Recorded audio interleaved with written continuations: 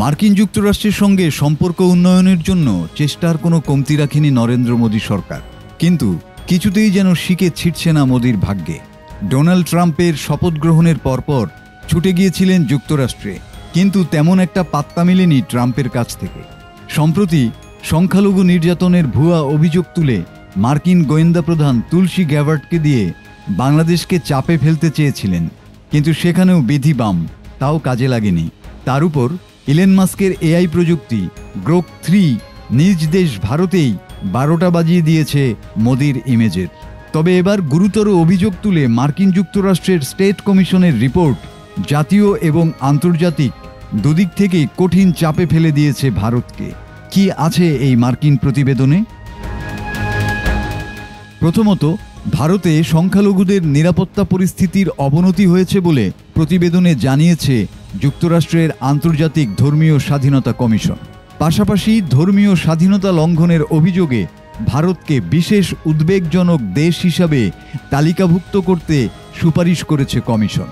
যুক্তরাষ্ট্রের পররাষ্ট্র মন্ত্রণালয়ের মানবাধিকার ও ধর্মীয় স্বাধীনতা বিষয়ক বিভিন্ন প্রতিবেদনে ভারতে সংখ্যালঘুদের নির্যাতনের তথ্য উঠে এসেছে।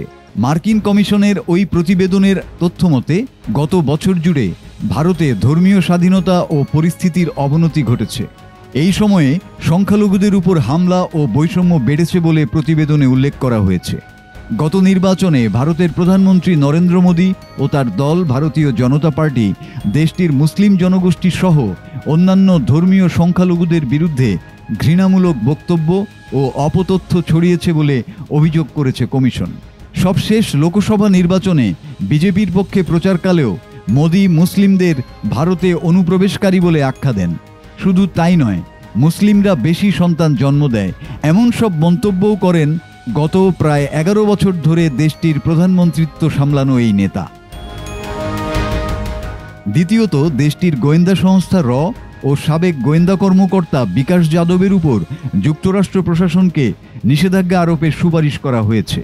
আন্তর্জাতিক সংবাদ মাধ্যমের খবরে বলা হয়েছে, বিদেশের মাটিতে ভারতের শিখ বিচ্ছিন্নতাবাদীদের হত্যাকাণ্ডের পেছনে দেশটির গোয়েন্দা সংস্থা রয়ের হাত রয়েছে উল্লেখ করে এই পরামর্শ দিয়েছে কমিশন। যুক্তরাষ্ট্রে এক শিখ নেতাকে হত্যার ব্যর্থ চেষ্টায় ভারতের সাবেক গোয়েন্দা কর্মকর্তা বিকাশ যাদবের জড়িত থাকার অভিযোগ আনে ওয়াশিংটন। এই অভিযোগ অস্বীকার করেছে ভারত। অর্থাৎ প্রতিবেশী এবং নিজ দেশের ভিন্ন মতাবলম্বীদের সাথে এতদিন যে আচরণ করে আসছিলেন মোদী সরকার, এখন তা বুমেরাং হয়ে দেখা দিয়েছে। এক কথায় ঘরে বাইরে ভীষণ রকম চাপে আছেন নরেন্দ্র মোদী। মাসুদ হাসান, বাংলা টিভি।